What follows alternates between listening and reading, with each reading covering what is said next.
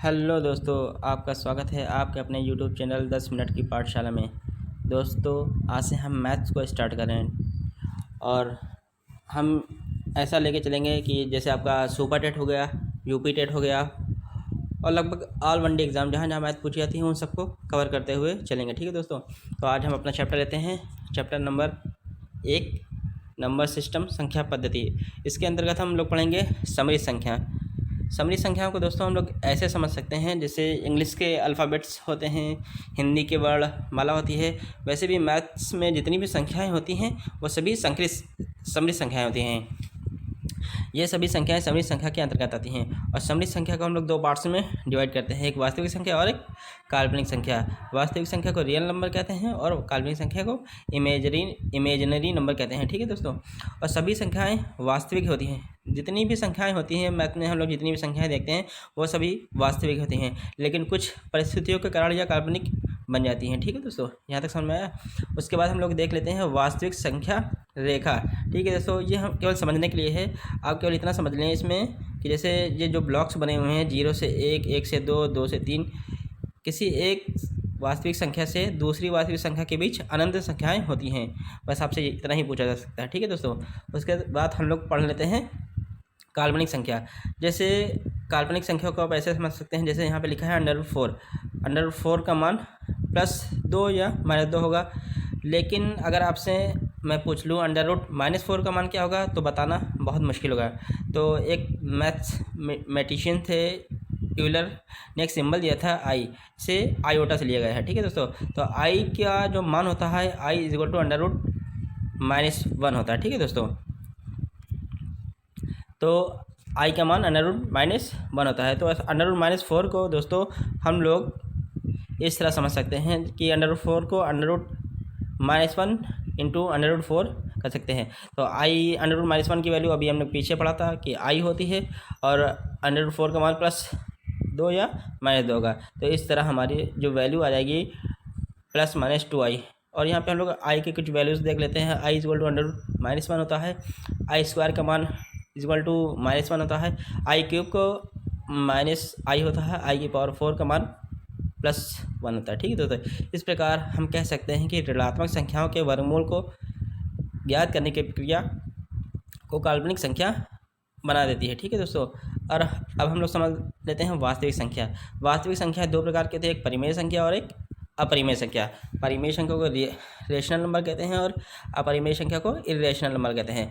दोस्तों, जिस संख्या को हम लोग P/Q के फॉर्म में लिख सकते हैं वो परिमेय संख्या होती है, बट कंडीशन ये है कि Q = 0 होना चाहिए। जैसे 2, -5, 0.5, 22/7 ये पाई की वैल्यू होती है, 3.14 ये भी पाई की वैल्यू होती है, और 0 को ये लिख सकते हैं। तो ये एक परिमेय संख्या है, बट 1/0 को हम लोग परिमेय संख्या नहीं कह सकते। ठीक है दोस्तों, परिमेय संख्या समझ में आ गई। इसके बाद हम लोग पढ़ते हैं अपरिमेय संख्या। ठीक है दोस्तों, ऐसी संख्या ना तो विभाजित हो और ना ही आवर्ती हो। आवर्ती का मतलब जैसे आप यहाँ पे समझ सकते हैं 10/3 को हम लोगों ने काटा तो 3.333, ये 3 बार रिपीटेशन हो रहा है, इसी को आवर्ती कहते हैं। इसको हम इस तरह भी लिख सकते हैं, 3.3 के ऊपर जो लगा है इसे बार कहते हैं। ठीक है दोस्तों, और अपरिमेय संख्या के एग्जाम्पल आप देख सकते हैं √2, √3, √5, √6, ऐसे जिसकी वैल्यू हम रूट से बाहर ना निकल पाए। ठीक है दोस्तों, वो अपरिमेय संख्याएं होती हैं। ठीक है दोस्तों, यहाँ तक समझ में आया। उसके बाद हम लोग पढ़ लेते हैं परिमेय संख्या। परिमेय संख्या के भी दो पार्ट होते हैं। ठीक है दोस्तों, एक भिन्न को हम लोग आगे डिस्कस करेंगे। यहाँ पे हम लोग पढ़ लेते हैं पूर्णांक को, जैसे हम लोगों ने वास्तविक संख्या में रेखा पढ़ा था उसी प्रकार हम लोग पूर्णांक को भी यहाँ पे समझ लेते हैं। जैसे यहाँ पे पूर्णांक बस वहाँ से और यहाँ पे इतना फ़र्क है, जो ये ब्लॉक्स हैं 0 से 1, 1 से 2, इसमें वास्तविक संख्या में यह होता था कि वहाँ पे एक ब्लॉक्स में अनंत संख्याएं होते थे, बट यहाँ पे ऐसा कुछ नहीं है। यहाँ पे 0 के बाद तुरंत बाद 1 आएगा, 1 के तुरंत बाद 2 आएगा, 2 के बाद तुरंत बाद 3 आएगा। तो ये फ़र्क होता है। ठीक है दोस्तों, लेकिन यहाँ पर रियल नंबर की तरह एक संख्या दूसरी संख्या के बीच अनंत संख्या नहीं होती। ठीक है, जैसे यहाँ पे लिखा हुआ है आप समझ सकते हैं, बल्कि एक संख्या बाद दूसरी संख्या तुरंत आ जाती है। एग्जाम्पल के 0 के तुरंत बाद 1 होगा। और जो पूर्णांक होते हैं, पूर्णांक धनात्मक भी होता है, ऋणात्मक भी होता है, शून्य, तीनों होते हैं। ठीक है दोस्तों, उससे पूर्णांक के कुछ पार्ट्स हैं, जैसे पूर्ण संख्या, होल नंबर, इसे W से प्रदर्शित करते हैं। होल नंबर क्या होता है? जो 0 से स्टार्ट हो, 0 1 2 3 और ये इनफाइनाइट तक चलते रहते हैं। और दूसरा क्या है? प्राकृतिक संख्या। प्राकृतिक संख्या नेचुरल नंबर। नेचुरल नंबर कहाँ से स्टार्ट होता है? 1 से 2 से 3 से। होल नंबर और प्राकृतिक संख्या में आपको इतना ही समझना है कि जो पूर्ण नंबर होती हैं, पूर्ण संख्या होती है वो 0 से स्टार्ट होती है, और प्राकृतिक संख्या में आपको इतना समझना है कि ये 1 से स्टार्ट होती है। ठीक है दोस्तों। उसके बाद हम समझ लेते हैं अभाज्य संख्याएं। प्राइम नंबर, जो संख्या अपने और एक के अलावा किसी से ना घटे। ठीक है दोस्तों। क्या कहा? जो संख्या अपने से घटे और एक से घटे। जैसे 2 है, ये 1 से घटेगी और 2 से घटेगी और किसी संख्या से घटेगी नहीं, तो इसे हम लोग अभाज्य संख्या कहते हैं। जैसे 2 हो गया, 3 हो गया, 5 हो गया, 7 हो गया, 11 हो गया, 13 हो गया और भी आगे है। ठीक है दोस्तों। उसको हम लोग आगे डिस्कस करेंगे। उसके बाद हम लोग पढ़ते हैं भाज्य संख्या। भाज्य संख्या क्या होती है? कंपोजिट नंबर, जो अपने से और एक के अलावा भी किसी संख्या से घटे। जैसे हम लोग 4 ले लेते हैं एग्जांपल के लिए। जैसे 4 1 से भी कटेगा, 2 से भी कटेगा, 3 से भी कटेगा। ठीक है दोस्तों। भाज्य समझ में आ गया? ठीक है दोस्तों।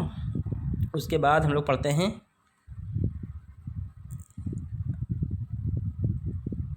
पूर्ण संख्या।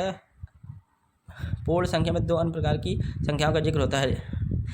दोस्तों ये उसी का पार्ट है जो हम लोगों ने पूर्ण संख्याएं पढ़ी थी।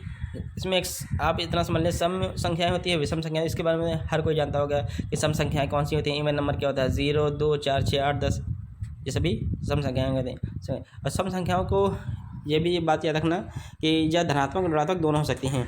और सम संख्याएं की पहचानने के लिए ये सम संख्या 2 से पूर्णतः विभाजित होगी। विषम संख्याएं क्या होती हैं? जो 1 3 5 और 2 से विभाजित ना हो। ठीक है दोस्तों। इतना समझ में आ गया?